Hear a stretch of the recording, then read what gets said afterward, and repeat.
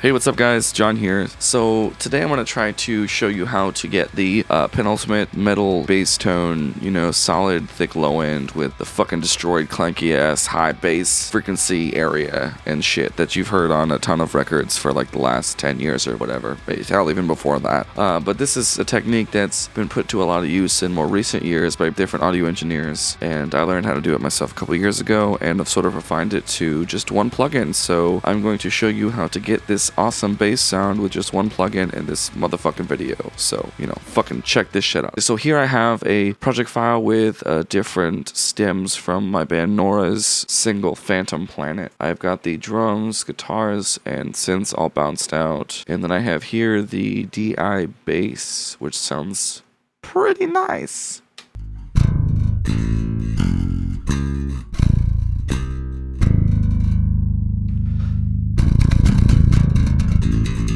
Yeah, that sounds good. So one really important thing to note before I go ahead and get started in this is that you need new fucking bass strings. This song was recorded with a freshly changed pair of strings. You really aren't able to get the most out of this kind of tone without fresh strings. So if you're trying to do this and you're trying to do it with old ass 10-year-old strings that got dust and ball hair on them, you can't do that. You need to change your fucking strings. So strings changed. Moving on, you've got everything recorded and everything like that. Sounds great. You got all your shit edited real nice, so it sounds pretty great. But in the context of the mix right now, it's a DI signal. You can't use that. It's all over the fucking place. Listen. It's way too loud. It sounds good, but it's like all over the place dynamically.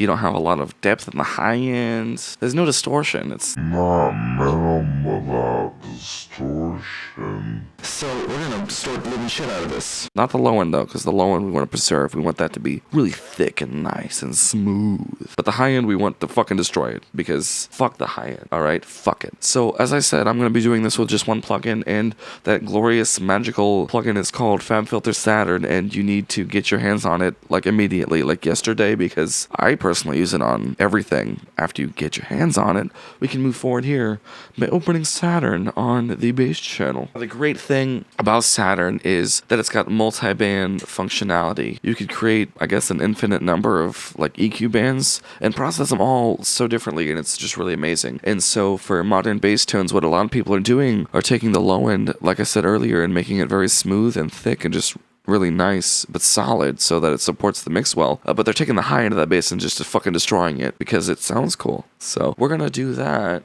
by first creating a band separation at 200 hertz. So everything below 200 is going to be the solid bass. That's where I want to keep everything nice and peachy. I like to do another one at 1000 because I like this top end to be the distorted craziness, and I actually like this mid-range here from 200 to 1000 to be sort of a wild card to do with whatever I please in the context of different mixes. For instance, in like just regular like deathcore, whatever, metalcore, stuff like that, where you don't really care about the mid-range, you could just mute this fucking channel and who gives a shit. But in like more progressive stuff, or if you have a clean bass part, you're going to want to take the volume down on the high distortion. You're going to want this to be prominent so that you've got good range on your bass. That being said, we're going to go ahead and start here with the low end of the bass. Now, they have the different controls down here. All of them are really cool. The main one is obviously going to be like the drive. This is the drive setting.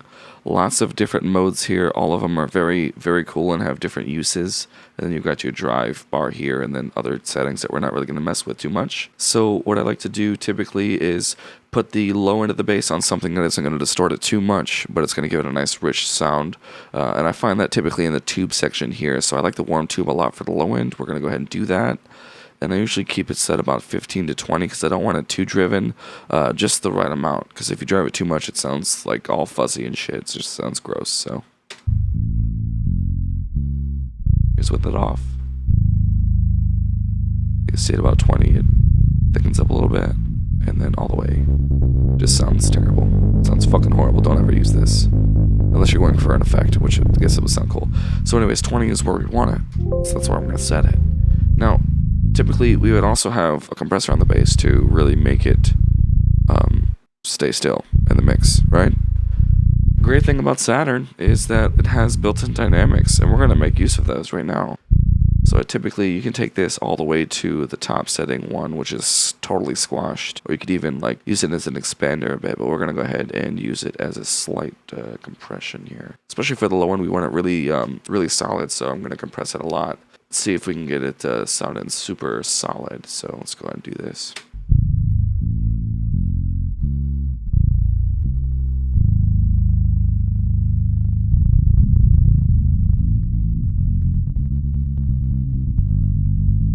So at about 0.8, you start to get in kind of distortion territory.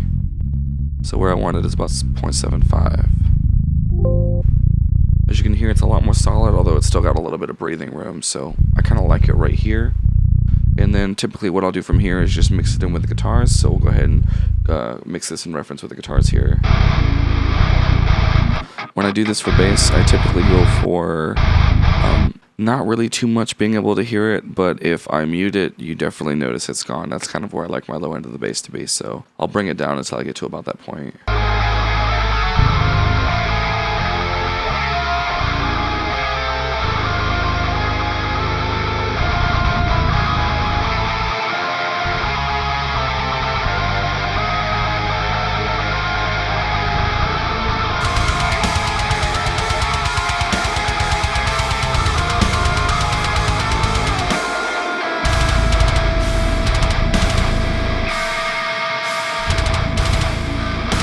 So I kind of like it around negative 7.5, so we're going to leave it there. And then move on to the high end. We're going to skip over the mids for now. So for the high end, they have a lot of different modes that work good on this for distorting, and they all have different character to them. For instance, the broken tube sounds pretty cool on the high end, I think. Here's without it. This is what the high end sounds like all by itself. So we drive this.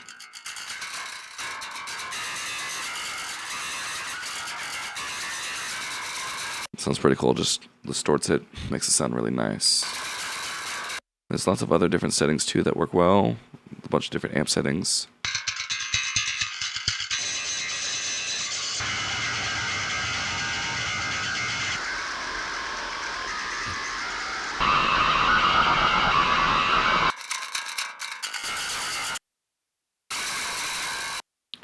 So they're all pretty cool. My favorite one as of right now is the power amp one. So take it back a little bit. I typically just drive this part up until it is crunchy on most notes, but not totally indistinguishable, you know what I mean? So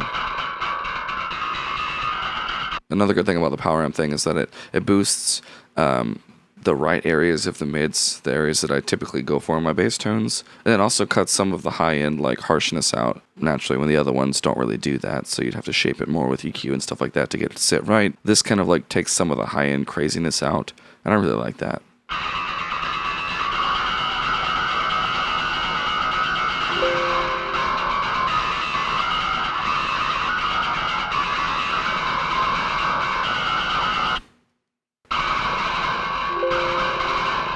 And I want to distort this just a little bit, but I don't want to go too crazy with it. So let's see how this sounds.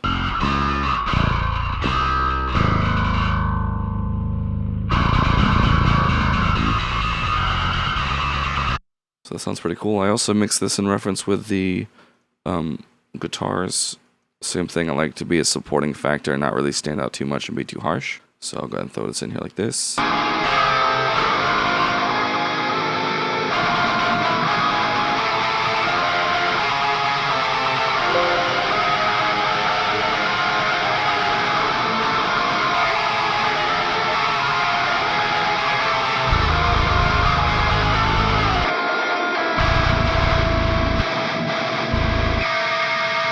Okay, I kind of like it at a 5, because you can hear it just slightly behind the guitars, and that's kind of where I like my high end of the bass. So this, for those of you who are just interested in just straight up clanky bass, is pretty much where you need it to be. That's it.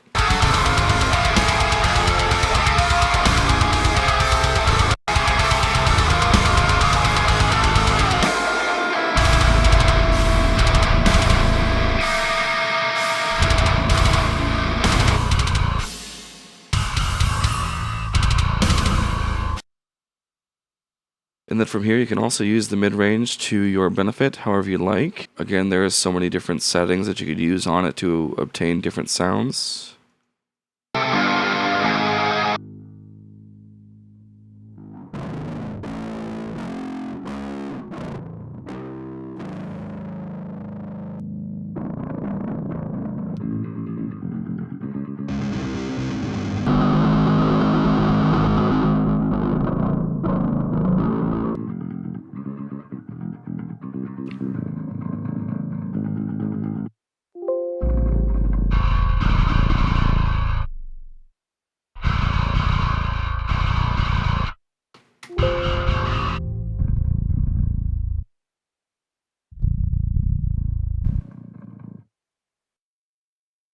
Another cool functionality of this particular plugin is that each one of these different bands has a tone adjustment where you could adjust the individual EQ of just the bands. So let's say I wanted some more high-end, like clean high-end in there to blend in with the distorted high-end. I could go to this mid-channel, which is very much clean, and then boost the treble.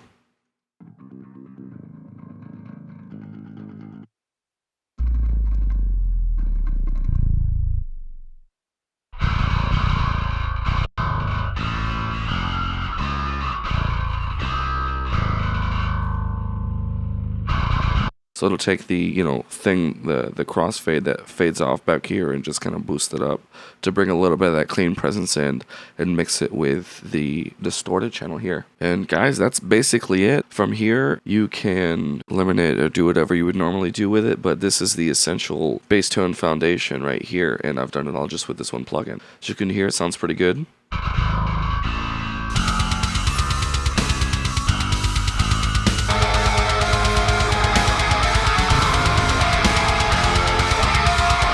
You can always adjust to suit your mix or wherever you need the mix needs to be. For instance, if you wanted more bass heaviness, you could bring up low end.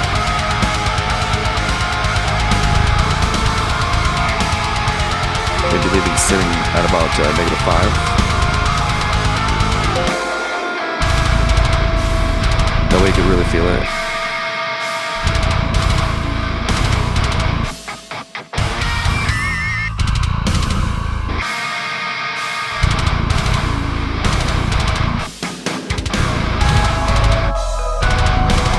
And that's it for you guys, how to get an awesome, clanky, high-end but solid low-end metal bass tone with just one plugin. Thanks a lot for watching. Definitely pick up Saturn and start using it on all your bass because it's amazing. Thanks. Peace.